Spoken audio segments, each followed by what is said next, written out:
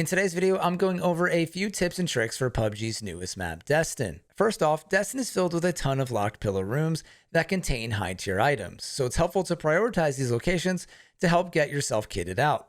If you follow PUBG social media, you may have seen this map of all of the secret locations. If not, I'll drop this link down below and in the comments. For a quick reference, and for those that don't feel like pulling up this map like myself, just remember that each named location on Deston contains a locked room and a drone crate.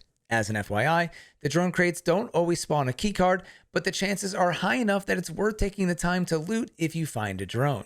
Also remember that drones don't work in the blue, so you need to do this quickly if you're not in the first circle.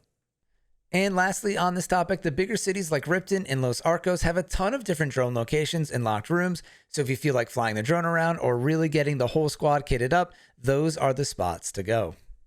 Next, I'm going to go over a few quick tips before going over some tricks with the 012 shotgun and the new cell tower.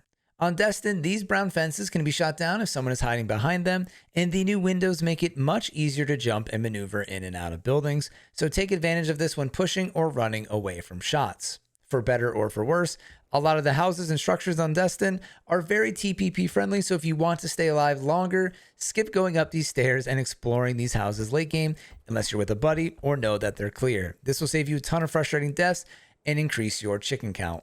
Next up is the 012 shotgun. This thing is an absolute beast and packs a punch if you can contain it. A lot of people have opinions on what rate of fire to use. I recommend going full auto in case you have an oh shit moment, but the gun does seem to handle best when you stagger your shots. On the other hand, I would strongly advise not using a compensator and putting a flash hider or a suppressor on the 012. The muzzle flash is so strong that it can be distracting or even block your view of the enemy. You can see in the comparison video that the flash hider reduces the flash significantly and the suppressor removes it completely, so either option works. Also remember that the flash hider provides a little bit of weapon compensation as well, which will help with recoil. And lastly is the cell tower. In addition to using the tower to get into zone or sneak up on your enemies, you can be a major troll.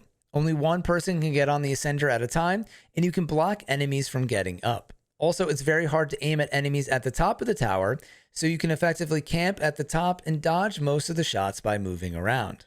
As a bonus, if you're playing with a squad, you can use the height to call out enemy movement or flank enemies from behind.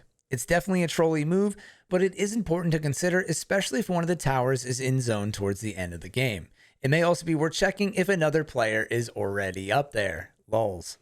Deston has quickly become one of my favorite maps, and luckily I've had a lot of success on it so far, so hopefully some of these tips will help. Like I mentioned before, because of the extra crate loot, a lot of players have 3 gear and self-res, kind of like Tago, so it's important to prioritize these items to compete effectively on the battlegrounds. If you have any questions, want to talk PUBG, or join our awesome community, stop by my stream at Twitch at twitch.tv/Blitz5 and friends. And as always, thank you all for watching. I'm Blitz5, and peace out.